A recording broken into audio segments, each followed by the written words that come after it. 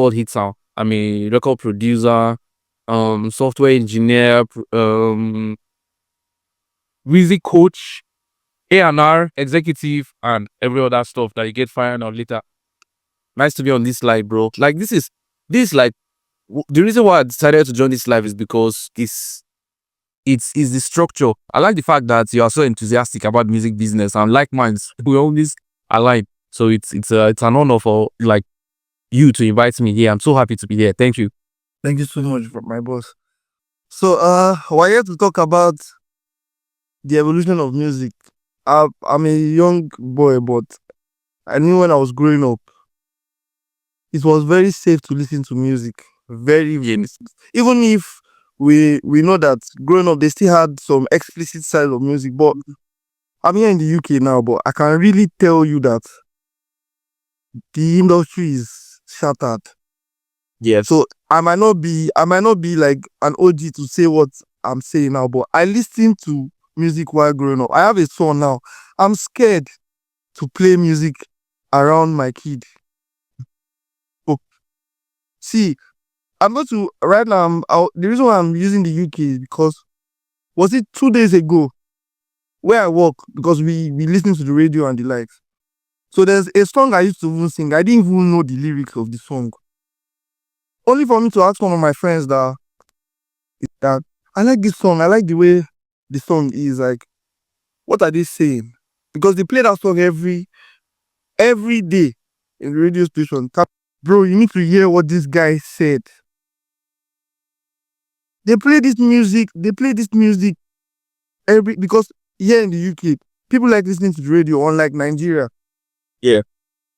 I don't know. I just hope Instagram will not take me down, but I'll try to see how I can cut it short. I don't know if you have heard that song, though, but the song is filled with prophet, and I was like, Jesus Christ, what is really happening in the music industry? Yeah, and I came across your post. Then I just heard this. I just knew the meaning of this song yesterday, but I've been actually complaining about the way the industry is. It's looking like they've been vibes and inshallah. So when you look back at the songs that define the generation, what do you think that they had that today's hits are missing? That's like my first question. Okay. Yeah. So if we were looking at the ascension of songs from, let's say, from when Nigerian music, are you talking about Nigerian music on a global scale? Let's narrow it down. If we are talking about it globally, let's start from globally. You see that in the era of the Beatles, Jackson 5, and all those people from the 70s and 80s, you see that their music was a little bit much more structured around love, romance, and topic of the society. And then hip hop now came into the picture. We're talking about early 90s, from 1990 to 1996, the peak era of hip hop. Now they now started preaching violence. The cultural shifts just happened almost overnight because we now had people like Tupac, beefing Biggie. It now became a whole lot of chaos. That same structure is what's happening to Afrobeat right now in Nigeria. Because if you look at early 2000s, we have very friendly songs that are just about where do people are just dancing. All those Yahoozy song from 2007, 2008, Omogewa Back Control. So those songs are all about vibes, just like the songs from the 80s in America. Then if you're even going to the United Kingdom and all those European countries, they were more of classical musicians. They loved soft music. We had the likes of the Anastasia album.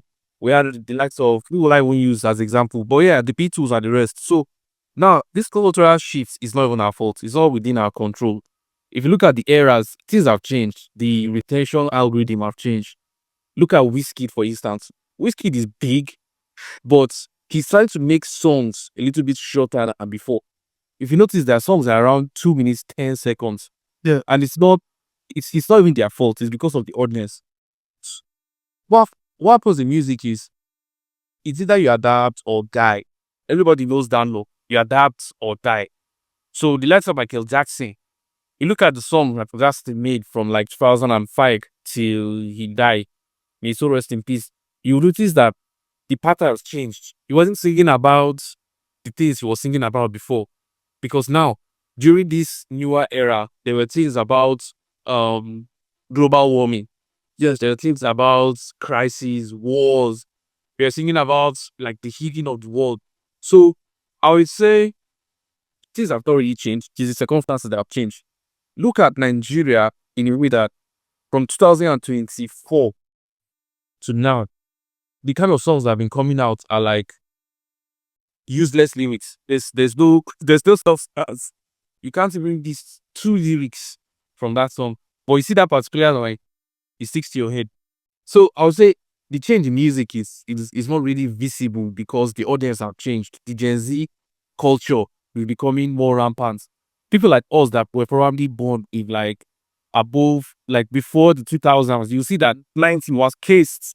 Our taste is different. You are listening to that lyrics in a different way and judging it because you can't relate to some of the things on the street.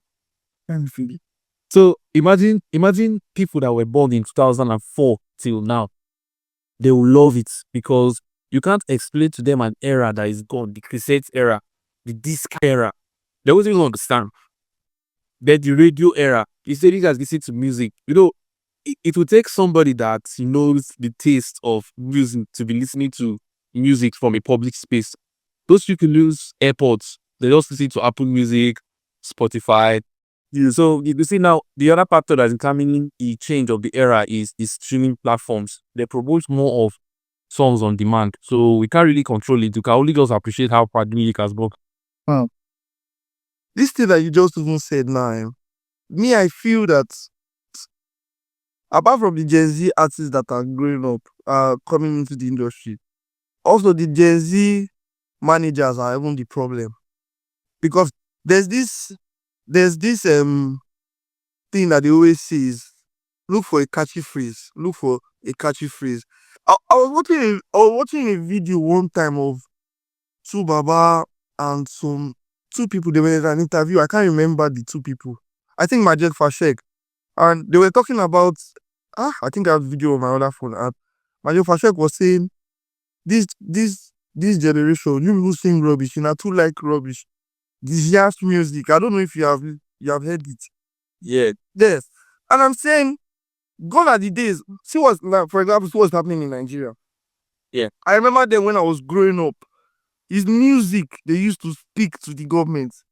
I was talking about likes of Felana and Sef.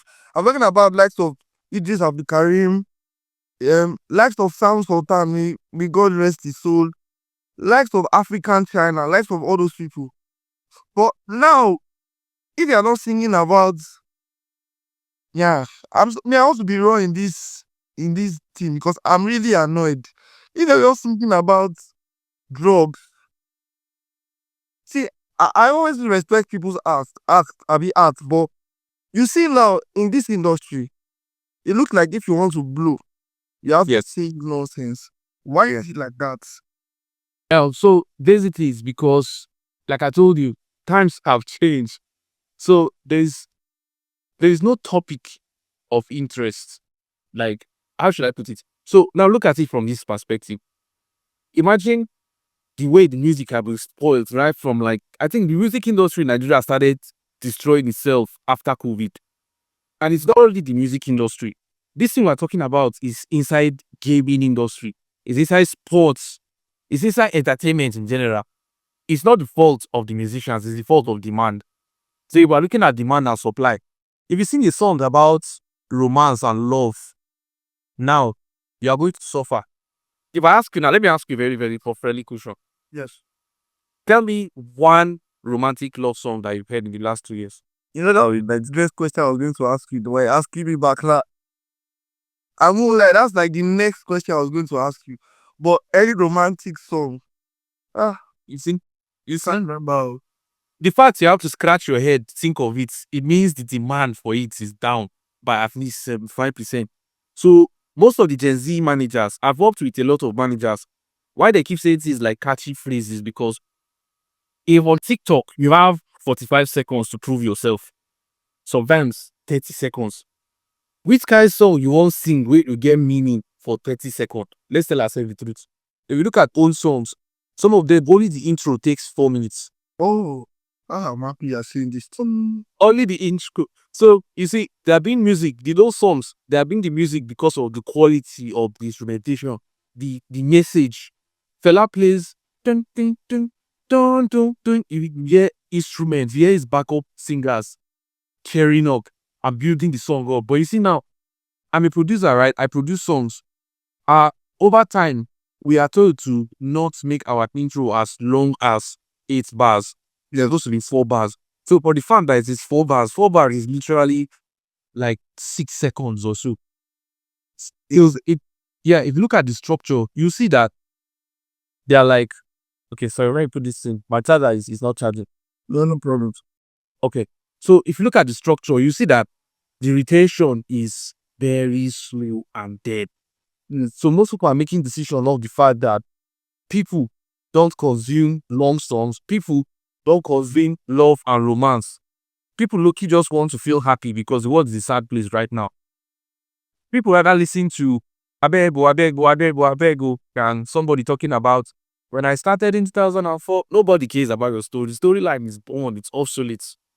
As a producer, I wouldn't even tell somebody to make storyline song if they are expecting to blow up because it's not in the band. So that was what it is. It is what it is. So this thing you said about songs that are 5 minutes long or 2 minutes short. I won't lie to you. Recently, I'm not a South African, no.